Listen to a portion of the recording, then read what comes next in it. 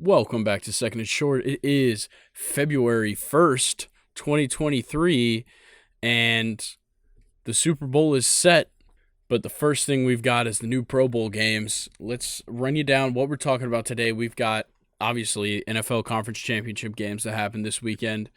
We're just going to talk a little bit through the Pro Bowl format, some Pro Bowl rosters, and how interesting they look.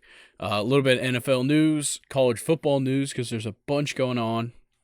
And we're going to give y'all our top 10 college football quarterbacks from 2022. We're going to give you, or just kind of give a reaction to ESPN's MLB Midwinter Power Rankings. And then a little bit of MLB news and end it off, as always, with Stake Your Claim. Brock, let's go ahead and get into these NFL Conference Championship games. We'll start with the NFC. Eagles beat the 49ers 31-7, and this game was hard to watch. Oh yeah, the Eagles just completely dominated that game. Yeah, like the 49ers, let's be honest, they lost this game on the first drive. The Eagles get away with highway robbery for a fourth down conversion.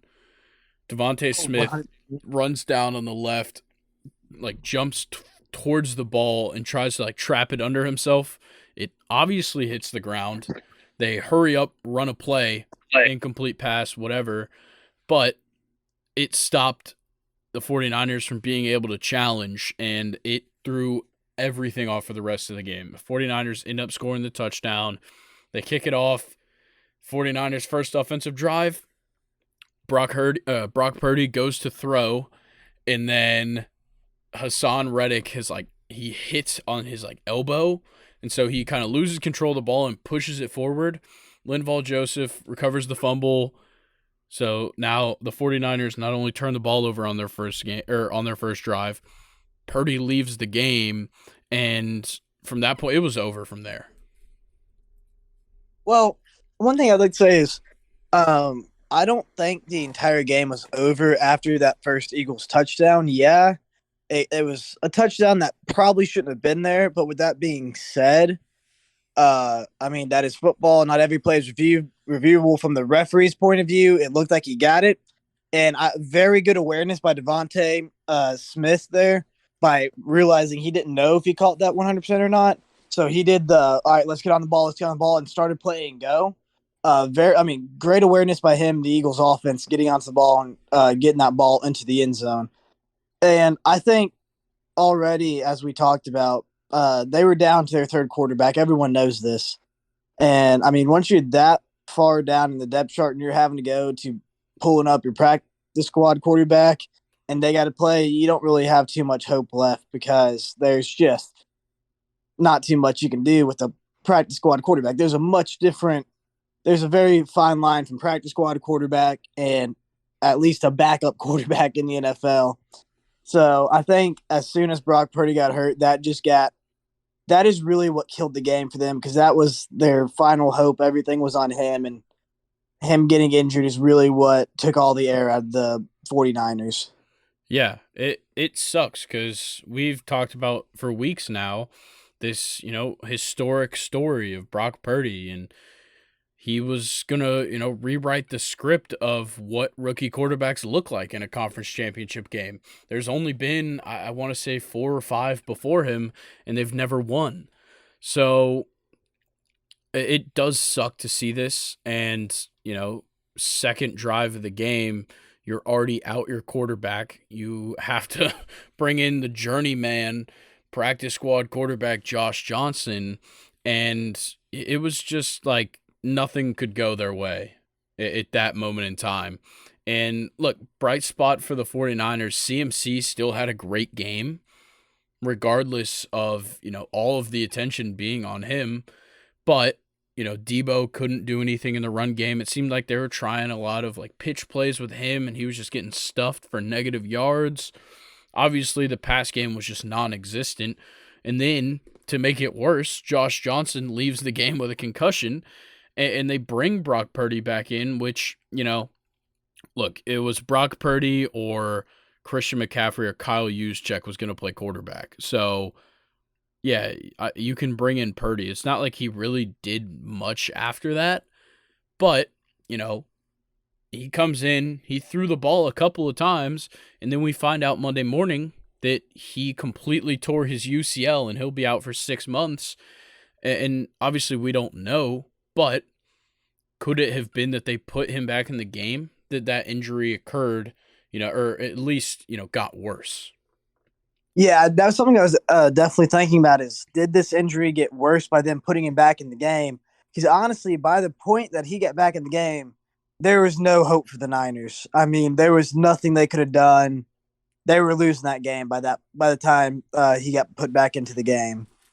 Yeah, and like the difference between a partially torn UCL and a fully torn UCL, obviously, like either way, you're gonna get Tommy John surgery, but when it's completely torn, like it says, he'll be out for 6 months. That's kind of a best case scenario. If it was just partially torn, maybe you're more looking at 3 months to 5 months, and then he's ready for like OTAs. Yeah, I don't like they put him back into the game again because the situation was already okay. We know we're not going to win this. There's really no hope. Let's just run Wildcat for the remainder of the game. I think that's kind of what they should have done. But I mean, again, I'm not a coordinator. I'm not their coach. So he did what he thought was the best for the team and the fan base. But I think for the sake of Brock Purdy, they probably should have sat him the remainder of the game. Yeah, I think that what most likely happened there, obviously, we're not on the sideline. We don't know how the decisions were made. I'm sure as soon as they took Josh Johnson off the field, Shanahan probably went up to Brock Purdy and was like, "Do you want to come in this game? You don't have to." And Brock Purdy, being, the leader that we've kind of seen him be for these, last 7, 8 weeks, is of course up to the challenge. He's going to go in there. He's going to fight until his arm falls off. And that's exactly what he did. Obviously, nothing came out of it, but I think it makes him look better in front of his guys. If he's going to be the starting quarterback next year, I think it's refreshing to see a guy, not give up on his team. Yeah, I like that. I mean, he's a football player. There, no player. He's an athlete in general. No athlete is going to miss out an opportunity like he had to at least play in the game of that magnitude. So very good he came in, but I think like you said, partially torn is slightly better than a fully torn Yeah. UCL. So I think that's something we'll see how it affects him coming up because some pitchers in baseball when they get the Tommy John they're never the same again. So we'll see if that affects him with his quarterback ability. Yeah, and he'll probably have to make, slight adjustments to his mechanics and whatever. But I still think that he's going to be the starter come opening week as long as he, comes back and is ready for the preseason. But, speaking of their quarterback situation, I'm not sure how much of this you saw, but weirdly enough, whenever the cameras cut to Jimmy Garoppolo and Trey Lance, they were always like laughing and smiling and whatever. What is wrong? Like, what the hell? It seemed like they would cut to him every time. It was like, oh yeah, Brock Purdy is so injured. Or like when Josh Johnson got the concussion, it cuts over to them and they're just sitting there fucking chopping it up, laughing to each other. Like, oh, look at these idiots. Like, you guys are in the same boat.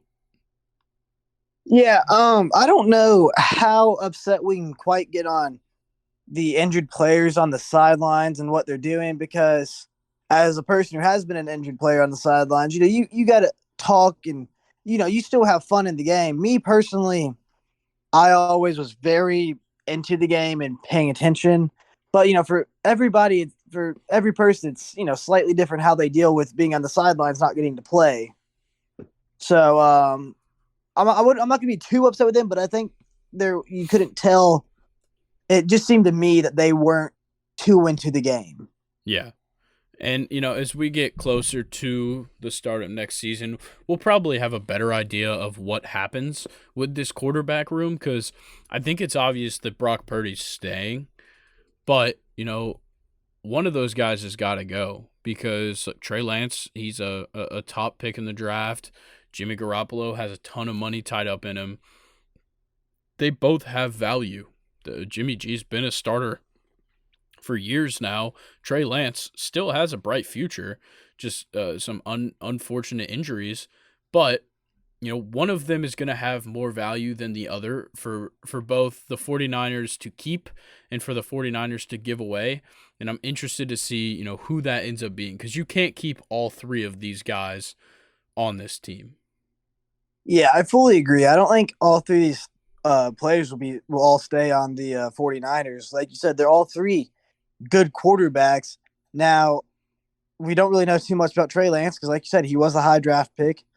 I mean, we know exactly what you can get with Jimmy Garoppolo. You're going to get a good quarterback who can get things done, but he's not going to be the best quarterback in the world, but he's not going to be the worst quarterback in the world. He's just going to be good. He's going to do what needs to get done. And then, I mean, that's kind of how I feel about Brock Purdy, but he's kind of the younger version of Jimmy Garoppolo. So I think of the three, the one that won't stay will be Trey Lance.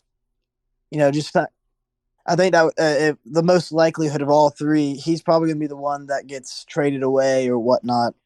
Yeah, I could see it happening. Maybe we see it even before the draft. They maybe have made up their mind at that point. But, I think it'd be in the 40, like, if the 49ers have a guy in this draft that they really want to get, right now, they'll get the 20 or the 30th pick or the like 28th or 29th, right? Yeah, I think it's either the 29th so it'll either be the 28th or 29th because there's no 32nd pick because the Dolphins had to forfeit their pick, so there's only 31 picks in the first round. So yeah, they'll either have 29 or 28. I can't quite remember, but if they want to trade up, find a guy that they really like, maybe you could give up Trey Lance for that first rounder. Yeah, I think he's a good person to have right now because, we kind of said before, we don't know exactly where his potential is, but we know he's a pretty good quarterback. So I think he is going to be interesting to see what they do with him.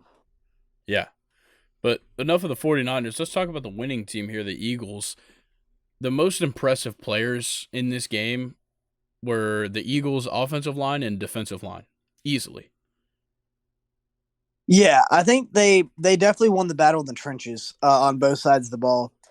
I think the Eagles' interior D-line could have played a little better, but again, Christian McCaffrey is just a freakishly good running back, and that's kind of what they ran into on a few occasions because he still had a pretty good game. But besides that, overall, the Eagles' defense played amazing, and so did their offensive line. Yeah, like Lane Johnson for the offensive line was on Nick Bosa for a majority of the game, held Nick Bosa to 0 sacks, 0 QB hits. That's the guy who I think is going to win Defensive Player of the Year. And Lane Johnson with like a torn, I believe he tore something in his groin and is playing on it, and he has a hurt ankle, just held him to 0 sacks, 0 QB hits. Like, that is a crazy performance for Lane Johnson. Yeah, that was very, very good by their O-line. I completely forgot that, the 49ers actually have one of the better defensive lines in the league. Like, they completely held that line to almost nothing. Yeah. It was crazy. The Eagles, they only gave up 1 sack in this game. It was to Eric Armstead, and that sack was a 0-yard loss. Yeah. It was very good game by them. But for the Niners, not to get back on that whole rant, but their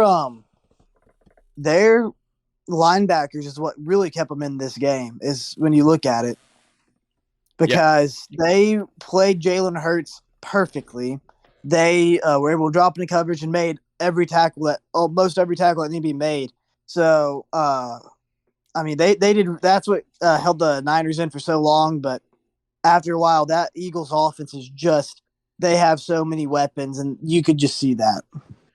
Yeah, and we talked about um during the game I texted you and said like they're throwing into the linebackers every time the Eagles were.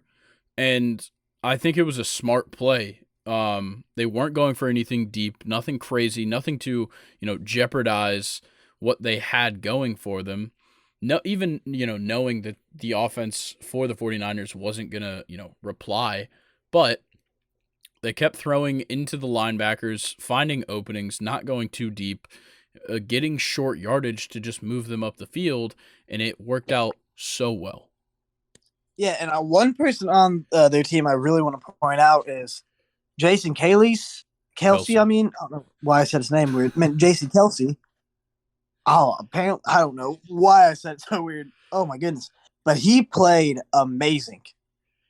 Yeah, he is a phenomenal center. Definitely one of the best for, however long. I think like he's probably been the best center in the league every season, other than like a couple of seasons where like Alex Mack was really good with the Falcons. I'd say that Jason Kelsey has been probably the best center in the league over an extended period of time, and he just continues to prove it. Yeah, there are so many plays if we go back and like look through them of him just tearing it up and being the best player out there. Yeah. And then, for the Eagles defense, their pass rush was phenomenal. Hassan Reddick had a sack that only took 2.9 seconds from the snap. And then Javon Hargrave, Hassan Reddick, and Josh Sweat all averaged a separation from the quarterback at the time of pass attempt or sack of 3.3 yards. And for reference, the league average is 4.53 yards. So they're over a yard closer to the quarterback on every pass attempt or sack than the league average. Yeah, it was quite impressive. Yeah, just an insanely good outing from the Eagles, and that's what happens when you put up 31 points and the other team only scores 7. It's got to be quite a good defensive game. But a little bit of post-game stuff. George Kittle was asked about how he felt about the injuries to quarterbacks, and his response was 100% warranted. He said, how does it feel like he was asking back kind of to the reporter, how does it feel to lose an NFC championship game because I don't have a quarterback? Pretty shitty, to be honest. Yeah, like George Kittle should be upset. They had an amazing season, and it all led up to this one, and we were all excited to see, what this team would do, because these were the two best teams, in my opinion, going into this game. The two teams that I wanted to see match up the most. And, it kind of just sucked because Brock Purdy just went out immediately. Yeah, I still think the Eagles would have won, but even with Brock Purdy not being injured, but it would have been a much, much, much closer game. Yeah. And I think it probably would have been just as good as the second game here, the AFC Championship. The Chiefs end up beating the Bengals 23-20. It was pretty close for a majority of the game, except for like in the second quarter. But look, this is a game that people want to watch. The two best quarterbacks in the league, in my opinion, right now, duking it out for a trip to the Super Bowl. It doesn't get better than that. And, the stats showed it. I believe it had like, I don't remember the number, but it was like the highest viewed conference championship game in years. I mean, it was easily one of the best games, like NFL games I've seen in a while. It was very, very defensive, but still very exciting. Yeah. There were still some great plays by both offenses, but both defenses played so well. Yeah, I think there was like a couple of significant turning points here for the Chiefs. And first being Burrow's interception following the Chiefs touchdown in the second quarter. It kept the Bengals down 10. Luckily a 19-second 3-and-out drive from the Chiefs gave the Bengals enough time to march down and kick a field goal, but a touchdown would have put them in a much better position there, and throwing that interception and just kind of throwing off the momentum completely ruined them right before they go into the half. And so you go into the half, you're down, I believe it was 13-6, and then you come out in the half, and the Bengals did look good in the second half. They tied up the game at 13-13 on the first drive of the half, but it just kind of seemed like the Chiefs looked better. Yeah, it definitely seemed throughout the game the Chiefs were there to win, and the Bengals were expecting to win. Yeah, I agree with that. I think we all saw that throughout the week with, how the Bengals players were acting. Mike Hilton and Eli Apple just really talking some shit all week. And then, it just comes to happen that neither of those guys backed it up in this game. I will say Mike Hilton had a much better of a game than Apple. Eli Apple should never be allowed to talk crap ever because he never does good. I don't know why. I don't know how he's still on a NFL roster. Yeah, it's wild. Like, look, he's good enough, but he's not as good as he's not good enough to back up how much shit he talks. Yeah, he talks way too much, and all it does is lead to like this in the game where he gave up, a wide open touchdown and things like that. I mean, just look back at the Super Bowl. It just, I think like Joe Burrow had a good game in this game, but it just, it was just such a good game. I, of course, kind of was rooting for the Bengals because I had my boy Mike Hilton on it. But I mean, the Chiefs played very well. I mean, statistically, if you look at it, Joe Burrow had a significantly better game than Patrick Mahomes did. But overall, the Chiefs just looked so much better. I wouldn't say that Burrow had a better game than Mahomes whatsoever. Burrow went 30 for 39, 446 yards, averaging 11 yards and 4 touchdowns, while Mahomes went 26, 35, No, 259. you're looking at like the Two wrong touchdowns. game or something because Joe Burrow went 26 for Oh, 41, 270, it, it one brought me to the touchdown, two wrong year. interceptions. It brought me to the complete wrong year, and I just now noticed that. Yeah, I was about to say because look, Burrow did not have a good game, and Patrick Mahomes did. I was very lost with what you were talking about, Yeah, but to give the it correct brought, stats, Burrow had 270, one touchdown, two interceptions, got sacked 5 times. Mahomes 29 for 43, 326, two touchdowns, no interceptions. that is awkward on my behalf because I was looking through. Yeah, it keeps bringing for some reason it keeps bringing me to the one last year Weird. Well, because it says Sunday. Okay, sorry, that is quite annoying. no worries. But let's kind of get back into how the game went, kind of play by play. So they tie it up at 20 to start the fourth quarter, and it gets a little bit sloppy.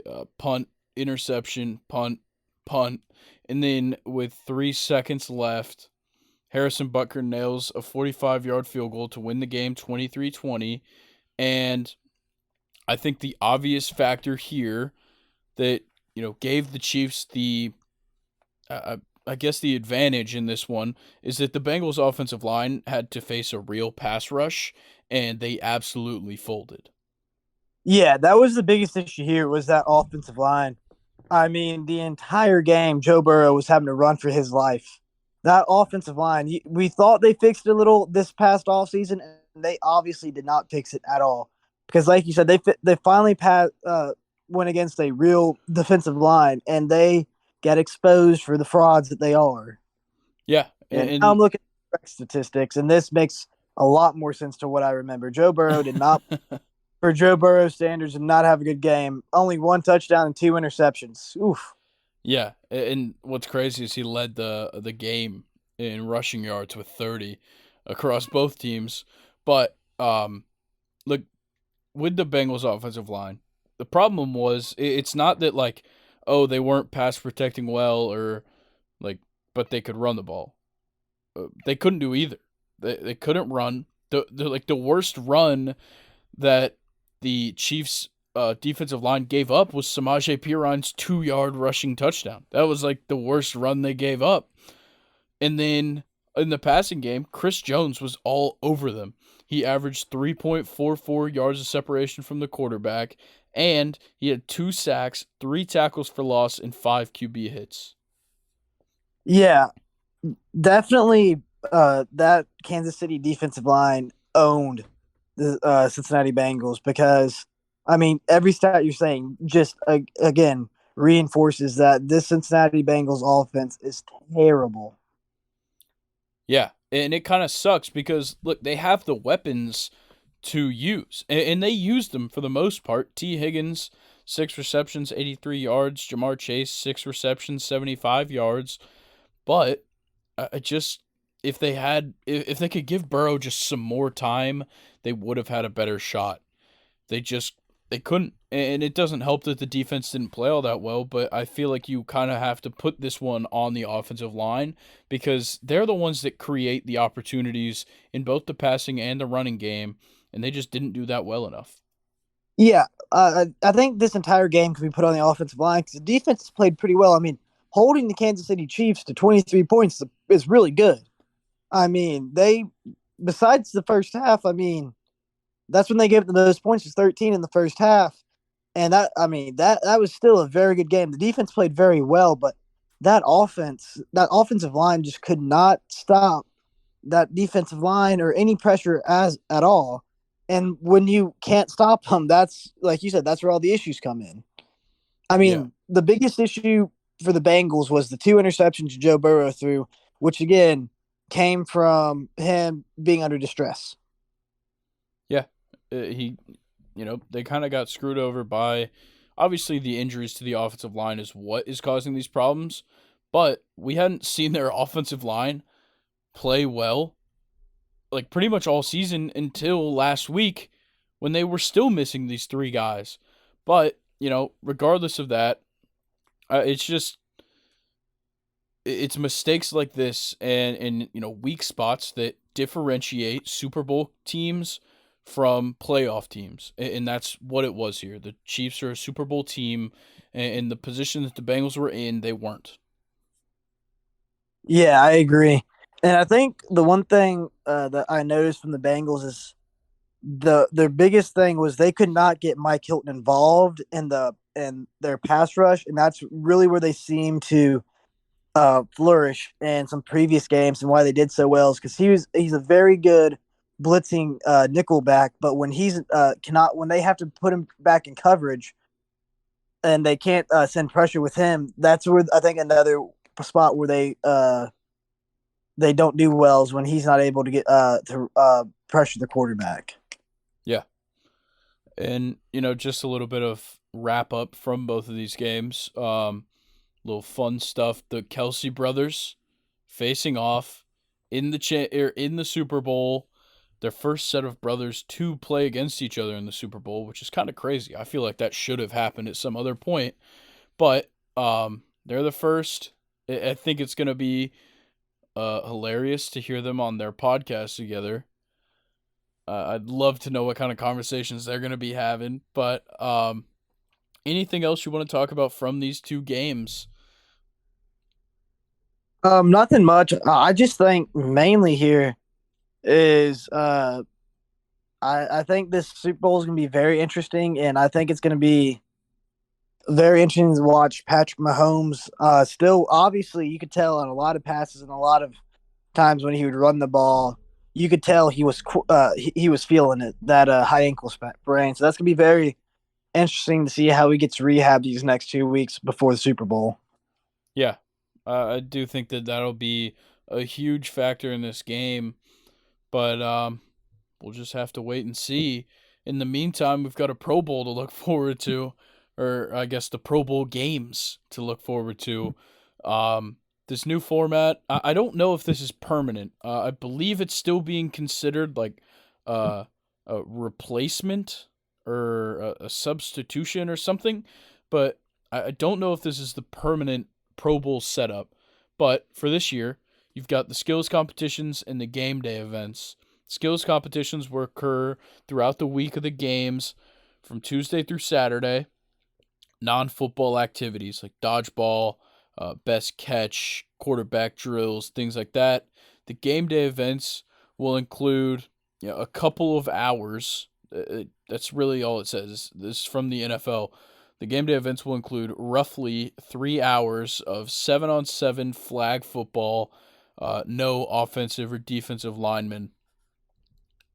This is going to be weird, especially because of the quarterbacks that are going to be in the Pro Bowl that we learned about today. In the NFC, I'm blanking on the third one, but Kirk Cousins and who was the Kirk Cousins and Jared Goff. I don't know why I can't think of the other one, but then in the AFC you have Trevor Lawrence, which is fine. Derek Carr, which is interesting, and Tyler Huntley, which is horrible. Yeah, this is the a very interesting lineup they have for quarterbacks. That I don't know how they decided on them, but very interesting. Needless to say. Yeah, very. But I'm pulling up that quarterback for the NFC. Oh, it's Geno Smith and Kirk Cousins and Jared Goff in the NFC. Yeah, it's gonna be weird. Um, I really don't know what to look forward to here. I think it's gonna I be fun. Peyton and Eli are the coaches. Eli for the NFC, of course, and Peyton for the AFC. They're gonna make it fun, of course. Everybody kind of loves Peyton and Eli now, so it's gonna be a weird year for the Pro Bowl, but it's probably gonna be better than watching a bunch of guys not want to play a football game. Yeah, probably. I think this will be much more interesting if you can get players like Joe Burrow or Patrick Mahomes or Josh Allen, some of the top quarterbacks right now to go out and play, sling the ball around on a 7-on-7. That's like, where the fun part of 7-on-7 is since there's no quarterback rush, the quarterback can sit back there as long as he wants. Yeah, So I think it'd be more. I mean, not to hate on the quarterbacks in the game, but like I think it'd be much more fun if you could get quarterbacks, like I said, some of the top quarterbacks right now, like Joe Burrow, Pat Mahomes, Josh Allen, Justin Herbert. Just to go out there and just sling the freaking ball around.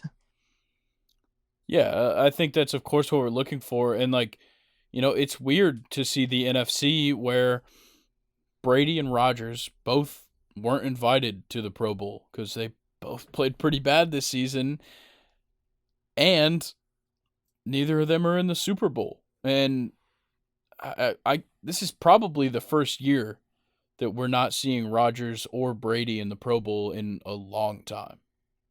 Yeah, this is very interesting that we don't not seeing either, even in the postseason at all. This is the first in literal years. Yeah, and I want to say for some reason that is this Kirk Cousins like eighth Pro Bowl? Is it something like ridiculous like that where he just kind of always sneaks in? It, it would make sense. It's a very Kirk Cousins thing to just slide into a bunch of Pro Bowls for no reason. Yeah, that is so something I can see. But let's get into a little bit of news. So we kind of talked about this during the breakdown of the games, but Brock Purdy torn ACL or UCL will be out for 6 months. We can kind of brush past that. We already talked about that a while, but a little bit of coaching news has kind of come out throughout this last couple of days. Really, the Cowboys and Kellen Moore decided to part ways. I believe it was on Sunday night or Monday morning. And then less than 24 hours later, the Chargers announced that Kellen Moore would be their new offensive coordinator. I really like this move. I think that Kellen Moore is a good offensive coordinator. He was like for probably 2 years. Once he went from quarterbacks coach to offensive coordinator with the Cowboys, he was like a serious guy to like be in consideration for head coaching jobs. Never got one of them, and now he's moving to a place where I like the offense better. I think he has a better quarterback. He's got a lot of weapons. I'd like to see, what he can do with a different team. Yeah, I'm very intrigued to see what he can do out there because the Chargers need something different, you know? Yeah, yeah, they needed a change of pace. There's obviously problems going on, but they have just talent spread throughout that roster. Whether it be obviously Justin Herbert has been one of the best quarterbacks in the league the last 2 years, or Keenan Allen, Mike Williams, guys that kind of showed up this year like Joshua Palmer. Obviously, Austin Eckler is a top running back when he's healthy. You've got offensive linemen that are really. Rashawn Slater has been fantastic in these, I believe, 2 years now that he's been in the league. There is bright spots on this Chargers offense. It just seems like they haven't been able to fully get it going, and part of that is due to injury. But I think that a change of scenery when it comes to the coaching staff is going to help them out. Yeah, I have to agree. I think that's really going to be a big point. There is the change of scenery. That is definitely something that is needed out there. Just something a little bit to change it up. Yeah. And another coordinator job that is likely going to get taken up, but we'll see, is the Dolphins. They're looking for a defensive coordinator, and it appears that they want to hire Vic Fangio, former head coach of the Denver Broncos. But some are saying that Fangio might hold off on the Dolphins' offer because of the opening in San Fran, which we'll talk about in a second. Because Fangio, I believe he coached there prior, and it appears that he's interested in returning to the 49ers. So we'll have to see what happens with that. I think Vic Fangio is a good defensive coordinator. His head coaching job didn't work out with the Broncos, mainly because that Broncos team had no talent. Yeah, I mean, there's really not too much you can do when there's no talent on the field. On top of him holding out is, I don't blame him. I mean, I think I'd rather be at the Niners than Miami because, as I kind of said earlier, the Niners have the best linebackers in the league. They have one of the best defenses year in and year out in the league. So I would much rather go to the Niners than I would to Miami. Yeah, I think it's a much, much more intriguing job to take with the talent that's there. Obviously, we've talked about him multiple times with Bosa and Eric Armstead, and obviously Fred Warner, Dre Greenlaw, Travarius Ward, Jimmy Ward, Talanoa Hufanga, and the list goes on.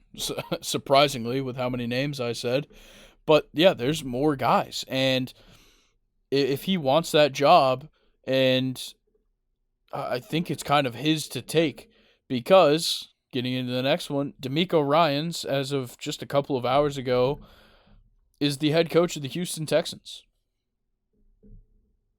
Yeah, that's a pretty good pickup there for the Houston Texans. Yeah, I was kind of surprised that D'Amico Ryans was like their number one guy throughout this whole process, because I feel like what the Texans should have looked for, in my opinion, was an offensive-minded head coach. Obviously, I think that D'Amico Ryans can bring in a good offensive coordinator to run that offense, but there's going to be changes coming. They're most likely going to draft a quarterback. They've got a young running back with Dameon Pierce, and they had one of the worst offenses in the league last year. I would have thought they were going to be looking more offensive-minded with their head coaching job. Yeah, definitely down somewhere like the Houston Texans, where they do have just a pretty bad offense. You think they'd want to bring someone in that would be able to fix that, but we'll see this year who he brings in to be his his offensive coordinator, and who he decides to um and how he decides to go about it here in the draft and in free agency. Yeah, I think it'll be an interesting offseason for the Texans because look, D'Amico Ryans wants to be a contender. He's been a contender the last couple years with the 49ers, and he's going to want to get off to a hot start. And if he can, that would be amazing. I think it's really hard sometimes for a first-time head coach to really sway guys to come in, but especially when it comes to recruiting defensive players, whether that be in free agency or in the draft, he is, the best guy. Right now, there's not a defensive coordinator that is more qualified than him. Yeah, I mean he's had the best defense. What, the last 2-3 years? It definitely one of the top the last 3 years, but in my opinion, the best defense this year. Oh, easily the best defense this year. And, to get to the next one, Sean Payton comes out of retirement and is officially the head coach of the Denver Broncos. And there is a lot of work to be done, but I think they made the right choice in going with a guy that is very experienced. He is a Super Bowl winning head coach already.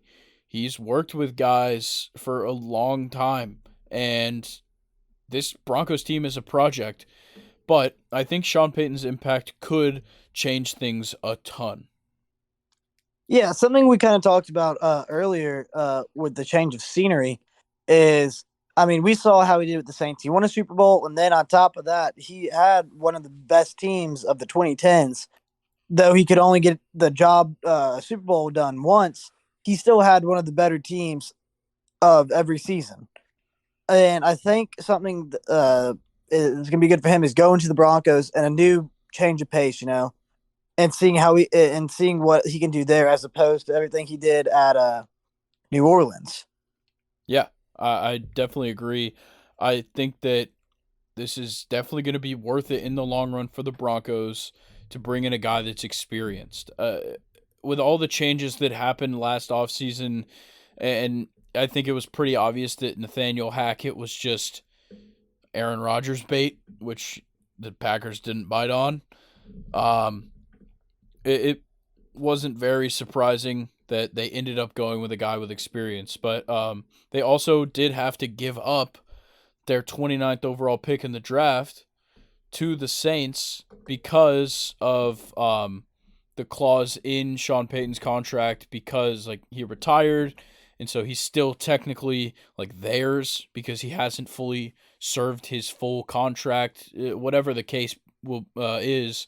They had to give up this 29th overall pick, which is tough. The Broncos need a lot, but I think it's 100% worth it. Giving up your first round pick, it's late in the first round for one of the best head coaches in the last 15 years.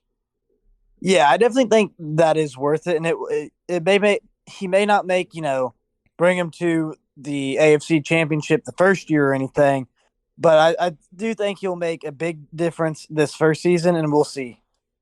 Yeah. A little bit more head coaching news.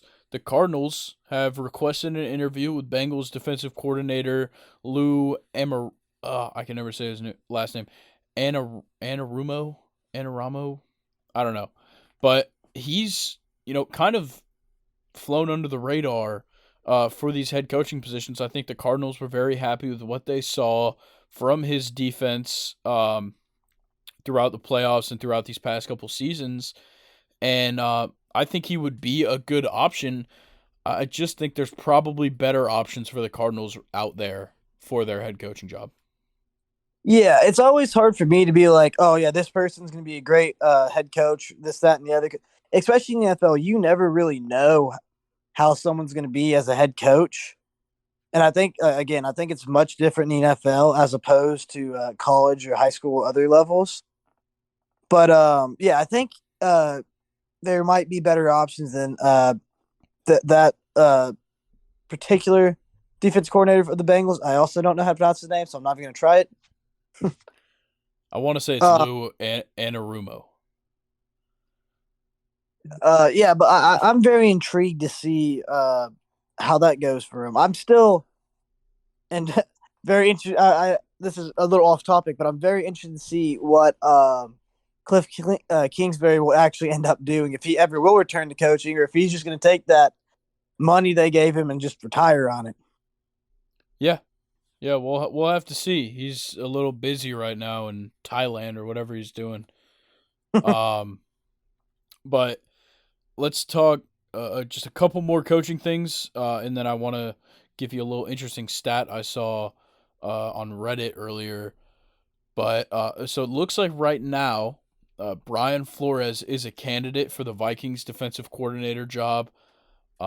Look, Brian Flores got totally screwed in Miami, and then got screwed with the Giants. Hiring Dable. Though I think the Giants made a great decision hiring Brian Dable. Brian Flores most definitely got fucked over in both of those situations. Excuse me.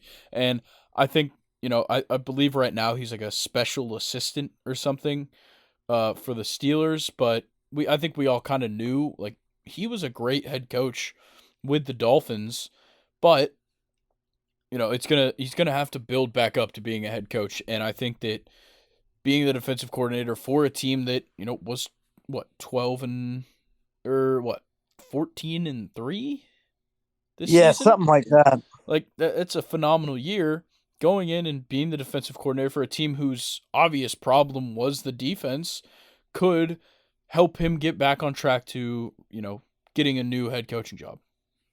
Yeah, I definitely think he will end up having a second chance one day.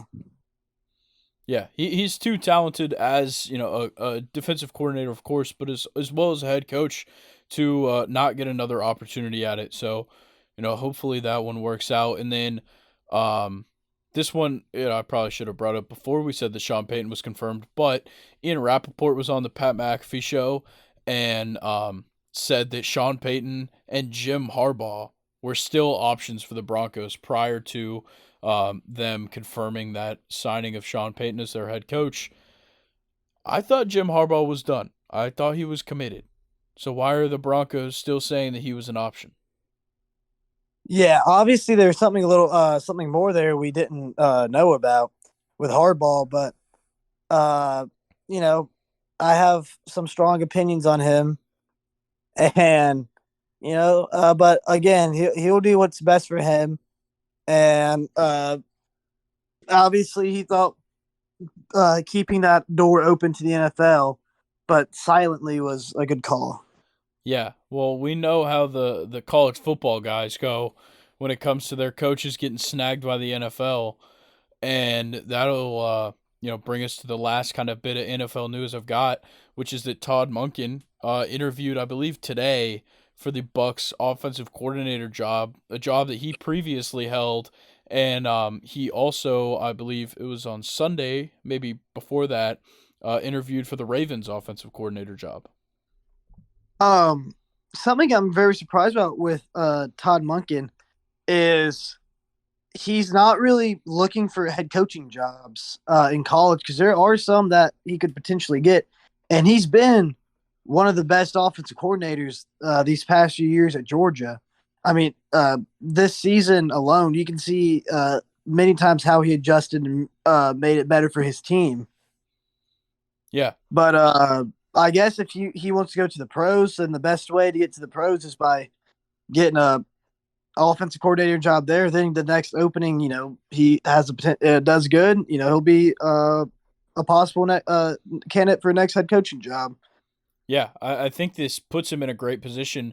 I also agree. I thought he was going to look for head coaching jobs in college, but, with how outstanding he's been at Georgia, it doesn't really come as a surprise that he's getting NFL attention, especially with the offenses he runs. Um, he runs an offense that translates well to the NFL, and it just kind of makes sense. The Bucks need help, especially with the offense. Their future is very indefinite, and we'll just have to see what happens there. I don't know how well he'd do with the Ravens. I think that they're in a really bad spot. Kind of both teams are, especially if both of their quarterbacks leave. But I think that either job, Todd Monken will do a great job at. Yeah, he just again is obviously a very good coordinator and football coach. So wherever he ends up, I think he'll do a good job.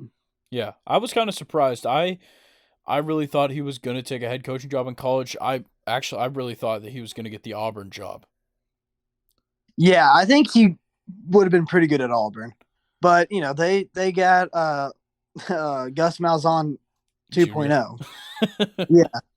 I mean, they're literally the same person. Dude, I was thinking about this the other day. I feel like Auburn should just go full heel and hire just a bunch of coaches that broke the rules. Like they need to pick up like Les Miles and Jeremy Pruitt. Oh yeah, no, they need a whole like WWE heel turn. Because Yeah. honestly, in my mind, Auburn's always been like a bad guy team.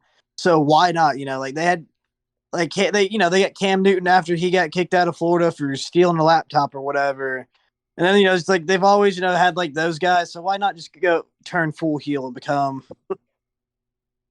Yeah, I think that's a fantastic idea. And that'll segue us into some college football news. Speaking of Jeremy Pruitt, Nick Saban has reached out to Jeremy Pruitt for the Alabama defensive coordinator job. I kind of want to get your take on this because Jeremy Pruitt, just what, a couple of years ago, 2020. yeah, was the head coach of Tennessee and then gets fired. Then, the McDonald bags thing happens. What do you think about this? My biggest thing with it is Jeremy Pruitt is obviously a great head coach, or was not a, was is a great coach. I mean, look at what he did when he was the head coach at Tennessee. He turned them around, and then of course, he had the situation, but he's a good coach, and he knows what he's doing. And yeah, he had a. I don't think he's stupid enough to have been fully a part of the whole McDonald's situation, the whole McDonald's bag situation. But I do think that he deserves a second chance in coaching because sometimes crap, stuff happens. Yeah. I think it's funny that like every year Nick Saban just brings in some, former head coach somewhere. It's like the Bama coordinator jobs have become like last chance you for coaches. It quite literally has because I can't remember the last time he's hired a coach or anything that wasn't an ex head coach. Because I mean, that's I was watching something with him, and he was talking about how he used to like to hire like young guys and all that. And I was like, I can't remember the last time. I guess Pete Golding would count for a young coach that he Yeah. brought up. But I mean, especially offensively, he's hired mostly ex head coaches who have then in 2 years gone on and done their own thing. Yeah. And we'll see what happens. And, earlier today I took the notes that, Bama was interviewing Washington offensive coordinator Ryan Grubb. And then later it comes out that I that Grubb just didn't want to take the job. I'm kind of interested with that because, what could have happened there? I don't understand turning that job down. He probably just wanted to stick with I'm blanking on his name right now. Michael Pix. No, not the quarterback, the coach that Mm. I don't know why I'm completely blanking on the coach's name, but I thought that he would probably want to just stay with him would be the reason he wouldn't leave Washington. I believe he's followed him from um like they were at like Sioux Falls, like an NAIA program together, and then went to like Fresno State and Eastern Michigan and now Washington together. I'm sure that's why he didn't want to leave. But how the hell do you turn down the head coaching job, or sorry, the offensive coordinator job of Alabama? Yeah, that's a great question, and I mean, I think you're right. It definitely goes for him being with this the bond he has with this coach he's at Washington State. Because if you look at a lot of coaches, most coaches do follow a specific head coach around for most of their career until they get the opportunity to be a head coach. And he's probably sitting there in Washington like, hey, why should I move if I know my next move is instead of a lateral move, my next move is going to be a head coach somewhere. So why move again? Move my whole family from Washington to Alabama to, let's just say, in 2-3 years, he does really good at Alabama and gets a head coaching offer somewhere. Why do that when he just waited out at Washington and not have to move? Yeah, that's fair. And that the coach of Washington's name is Kalen DeBoer. I completely forgot that name. But let's talk about a little bit more college football news. Something pretty funny to me, honestly. Stetson Bennett was arrested in Dallas, Texas for public intoxication. This isn't surprising whatsoever. This is very Stetson. I saw a TikTok and it was like he's always got some crazy, stupid ideas. Like the other day, he called me at 4 a.m. asked if I wanted to go play ding dong ditch.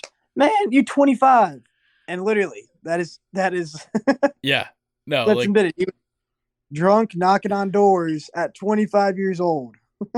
yeah, which I'm pretty sure the story is that he thought it was his friend's house. It wasn't. And so he was just knocking on a stranger's door, and he was just super drunk.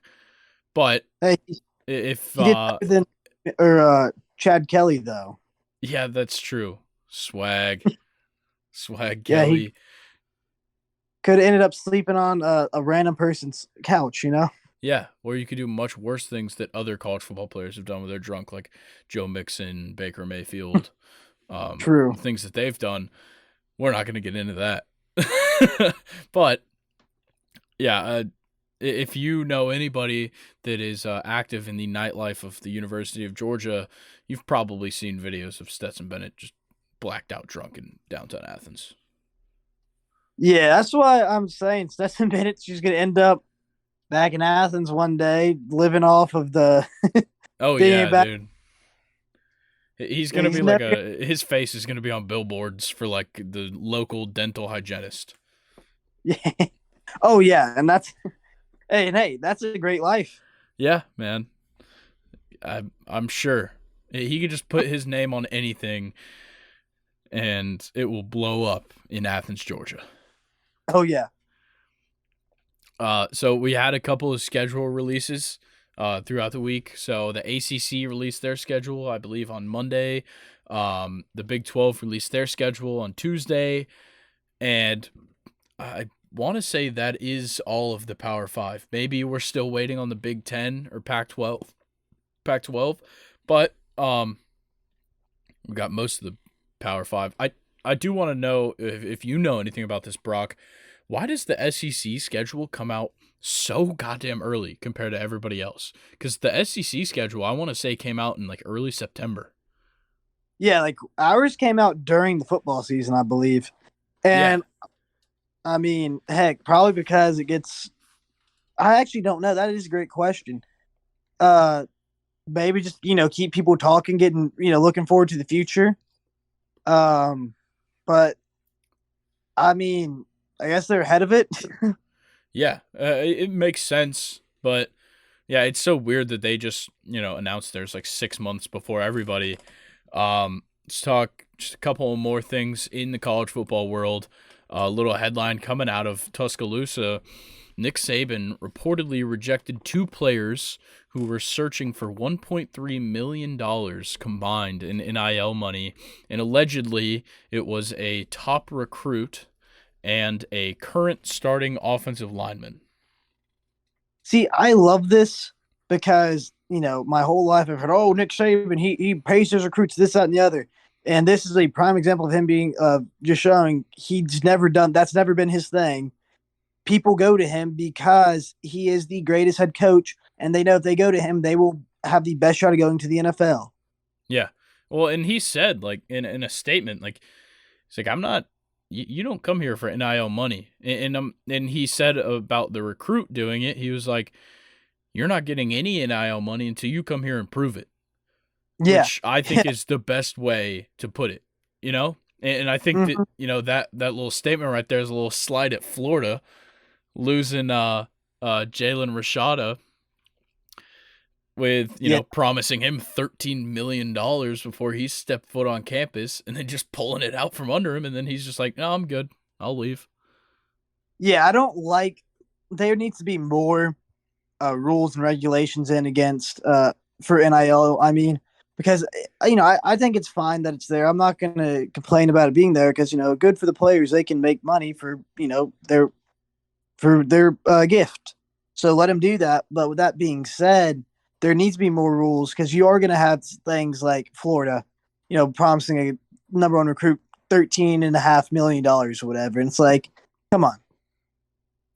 Yeah, it's ridiculous. And yeah, I agree. There should be more control over it because the thing is at a certain point, it doesn't become recruiting when Lane Kiffin or whoever, whatever head coach sits down in your living room and you're like, all right, how much money can you give me? Because this school is going to give me this much. That's not what recruiting is. That's called a negotiation. You're supposed to do that when you're in the league. Yeah, and I think that's something else that sets apart Alabama and Georgia from most other programs. Is they don't do that. They say and I think it's just the Nick Saban and Kirby Smart, and obviously the Nick Saban and Nick Saban, that they don't deal with that crap. They say, all right, you're going to come here, you're going to prove it, then you're going to earn it. With Yeah. a lot of these other coaches, they feel like they're having to play catch up, so they're going, oh yeah, you could. Like I feel like that's a good example with like Ohio State and like when Quinn Ewers went there, is he was like, oh, I can make the most money if I go to Ohio State and enroll early. He did what was there for a season, then transfers away. Yeah. Yes, I think I think that's just dumb. But yeah, I just cannot get over the just how it all works. There needs to be a lot more rules in there. Yeah. And I don't know how you're going to do it, but the people who get paid a lot more money than me need to figure that out. Exactly. You're only the one of the lowest levels of NCAA employee. Yeah, I am quite literally the lowest you can get. All right. Well, I do want to round out some of this college football news with a little fun fact I saw, and I want you to listen loud and clear here, Brock. In the past 20 years, Kirby Smart has coached in 40% of all national title games. That is insane. Yeah. So at one time with LSU in 03-04 as the DB's coach, 4 times at Alabama from 2008 to 2016 as the DC and assistant head coach, 3 times as the head coach of the Bulldogs, and he's been on the winning side 7 times. Yeah, that is an insane statistic. Yeah, a ridiculous coaching career from Kirby Smart, pre being a head coach. Now he's got back-to-back natties, and he's looking like, top 2. Yeah, he's looking to be the next coach to beat with Nick Saban going out the door here probably in the next few years after his next title. I would he's looking, like I said, the next guy. So I'm very intrigued to see if anybody's is going to be able to stand up against him. Yeah.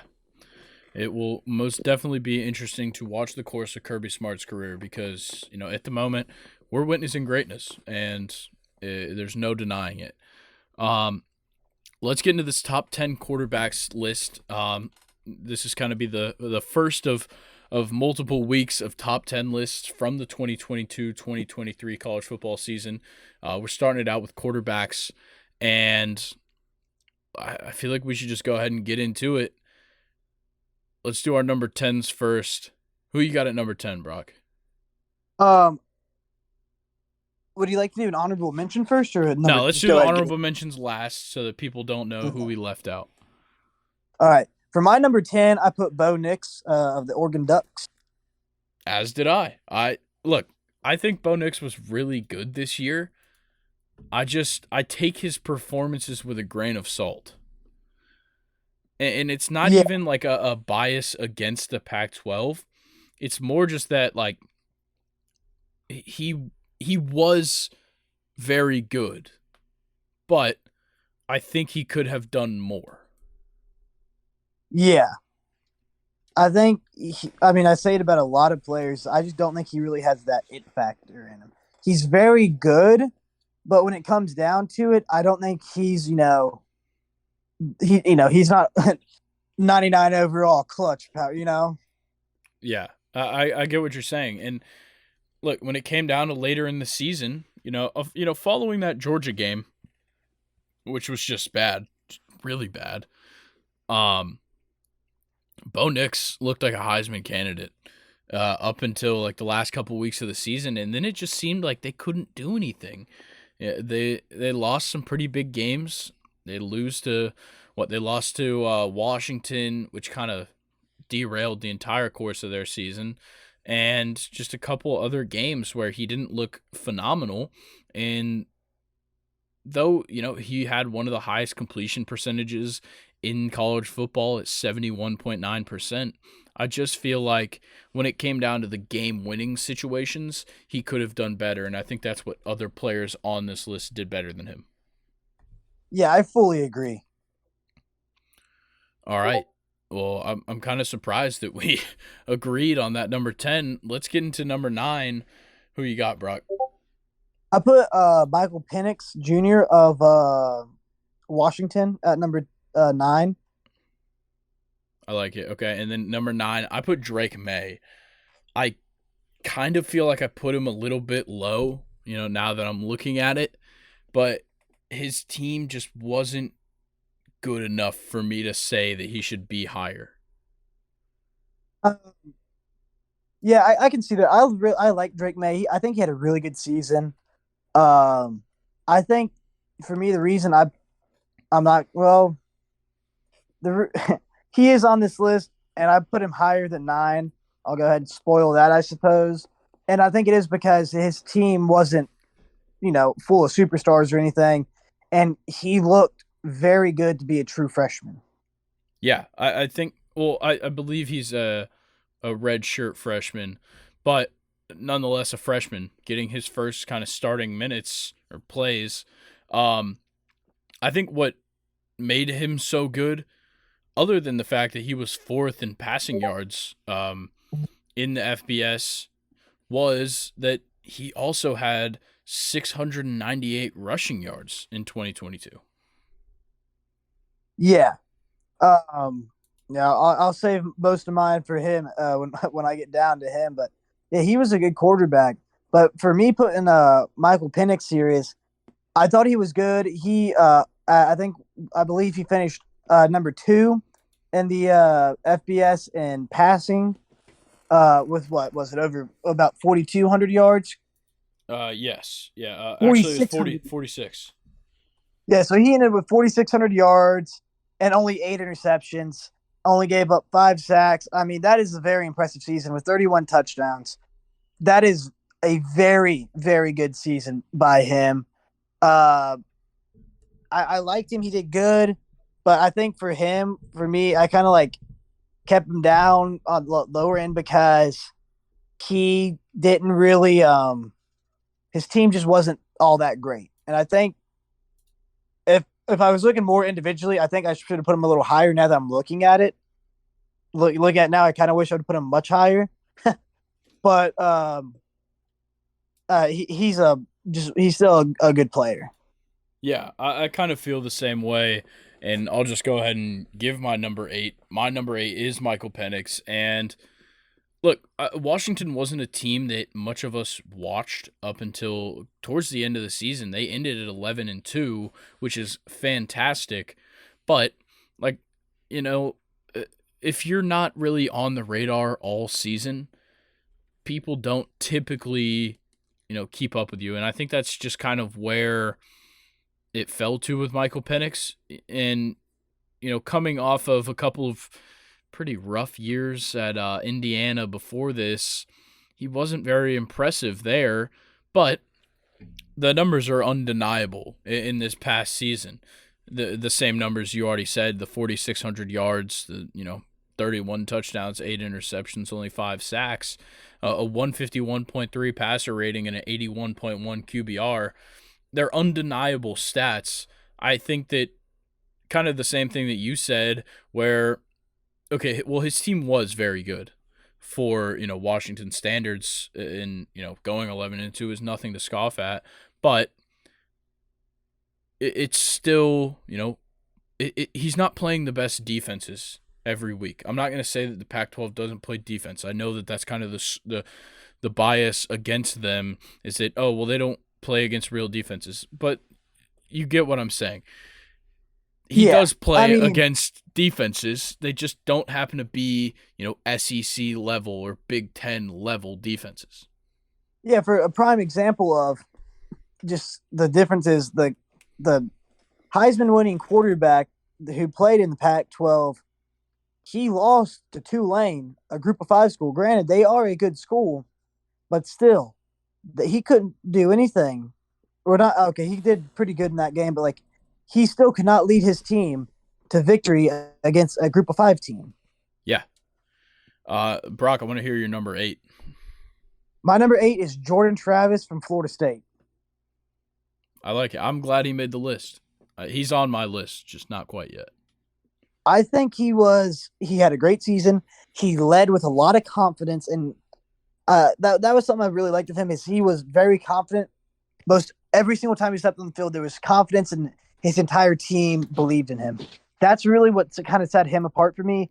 Is he didn't have as many passing yards as some of the other quarterbacks. Only 3,200 with um, 24 touchdowns and 5 interceptions. So that the low interceptions is what really another reason he made my list is he had oh shoot, I just lost the statistic. 5 interceptions.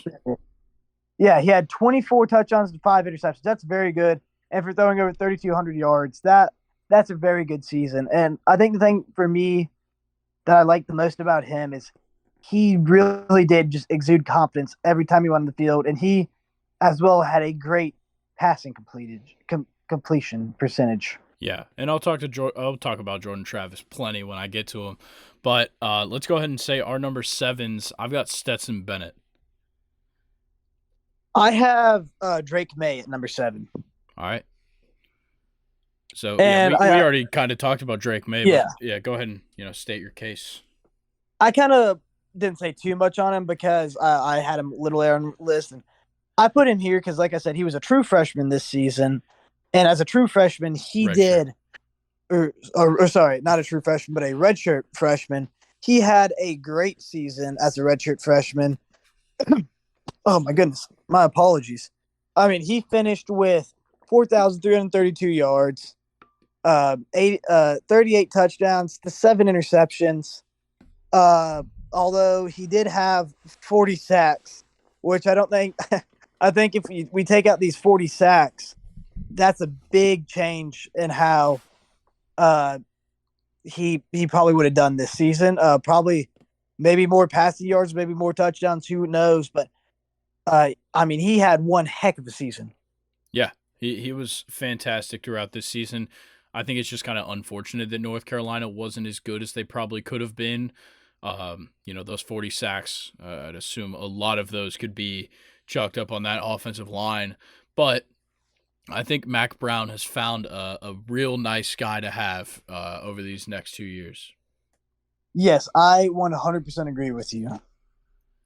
And then Stetson Bennett, for me, you can't deny the results. And 6th in passing yards with 4,100. He only threw 7 interceptions. He was 4th in QBR. And then on top of it, he was, solid when it came to the running game. He's not, I wouldn't consider him like a scrambler or like really even dual threat, but he's very good at reading the defense in the red zone. That's where he flourishes. He rushed for 2 touchdowns in the TCU championship game, rushed for a touchdown against Ohio State, and then, in total had 10 throughout the season. That is extremely impressive out of a quarterback that I think a lot of people just overlooked, even though he won a national championship last year. Yeah, I have to agree with all those points on him. Yeah, he was honestly phenomenal. And a Heisman finalist. Of course he had to make this list. I just don't think I could put him higher. Yeah, personally. I disagree with you there a little bit, and we'll get into that here in just a few. All right, well, let's talk. Oh, anything else you got to say? Oh no, I was gonna go on to my number six. Yeah, give it to me. Oh, so for my number six, and I put him here only because he just got completely dismantled in the national championship game. I put Max Duggan here because I mean he had a great season. No one expected him to start. Came out, had one heck of a year. I mean, in that championship game, not the national championship game, but the Big 12 championship game, the last two drives, he put his entire team on his back, led him down the field, and he looked great. But I think I don't think he's better than my top five quarterbacks. And I'm saying that because he lost to one of them, and he just I think he something that he really needs is a little more experience as a starting quarterback. Yeah, and you know he's not really going to get that experience because he's going to the draft. But we'll see. And he was your number 6, correct? Correct. Okay, so my number 6, Florida State's Jordan Travis, and look, you kind of gave everything that we need to talk about with Jordan Travis. It is just his ability to win football games. They played a really close game against Clemson, and then he was banged up in the North Carolina State one, so it kind of threw things off. But his results were undeniable. That's the thing with Jordan Travis, is that he is a phenomenal player, and I don't think people saw it last year because there was a little bit of a quarterback battle between him and Mackenzie Milton. But when he was in the game, it seemed like he ran the ball a lot more last year. Like in 2021, he had 100 more rushing yards in like 2 or 3 less games played. But yeah, 2022, he came out and just kind of shut everybody up. They beat LSU in week 1. They beat teams that some people didn't think they were going to beat. They also blew some teams out of the water like Syracuse and Miami. And then any year that you can get the win over Florida is fantastic.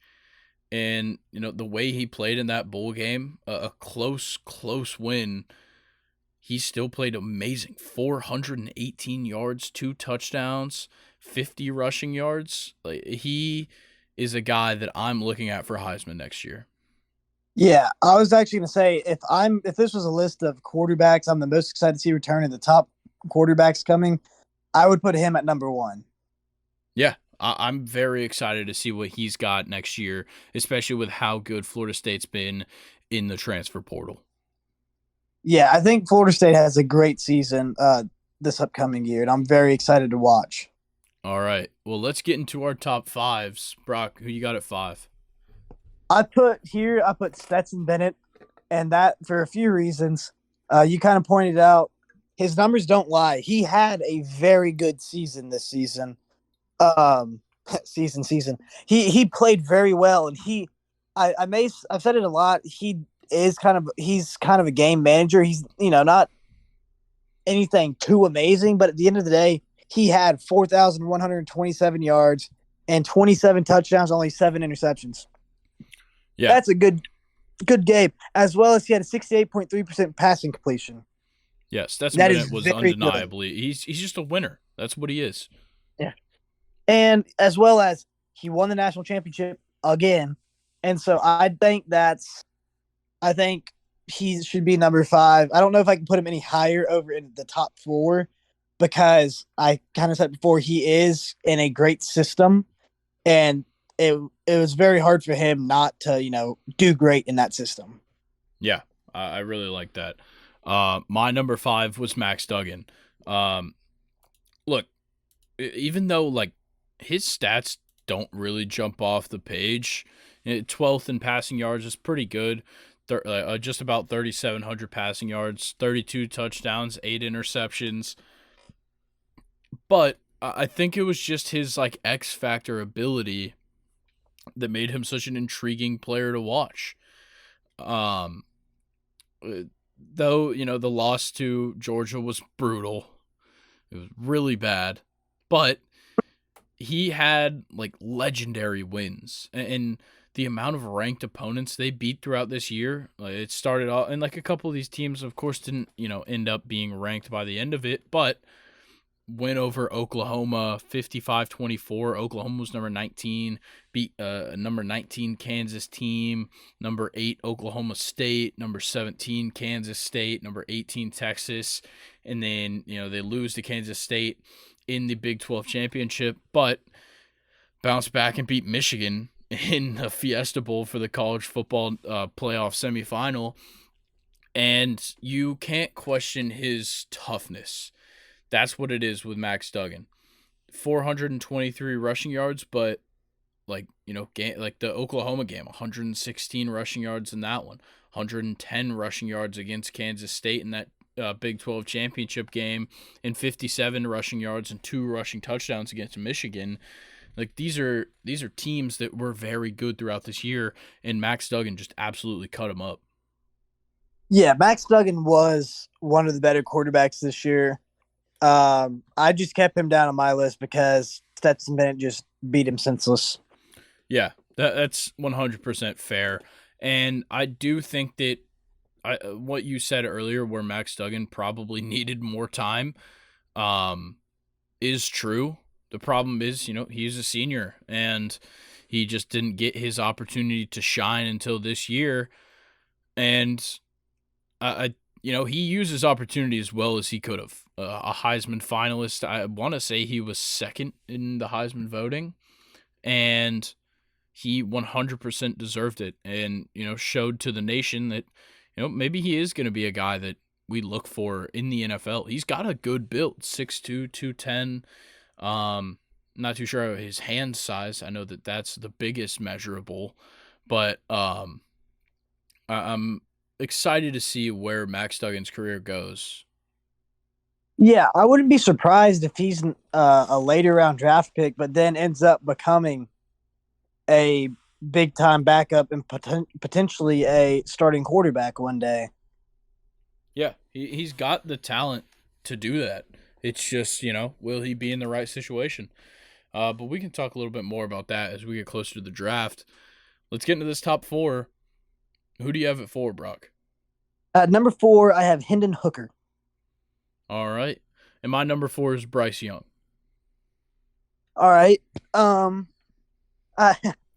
I kind of went opposite here with you because I like Hendon Hooker. I think he would have been higher on my list if he did not get injured and he could have finished out his season.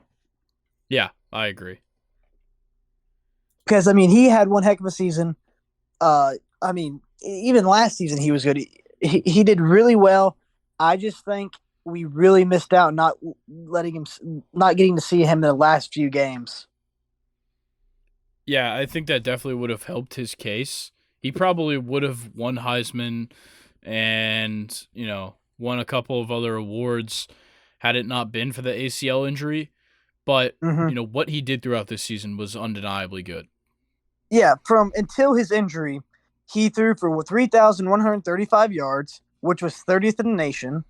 And he only played, 10 games? Yeah, I believe so. Yeah, with 27 touchdowns and get this, 2 interceptions. Yeah, that's phenomenal. That is impressive. If we would have got to see him finish the season, he easily would have been the Heisman Trophy winner. Yeah.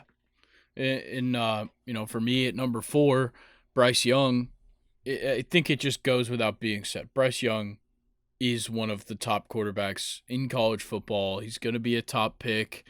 And I think, what kind of ruined it for me was obviously, team success. Bama was not good this year. We can all say it. Obviously not good for Bama is very good for a lot of programs.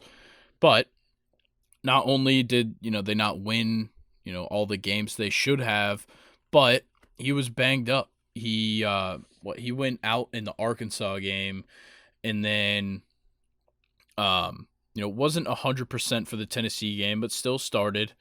I want to say he sat out a game between Arkansas and Tennessee. I could be wrong, but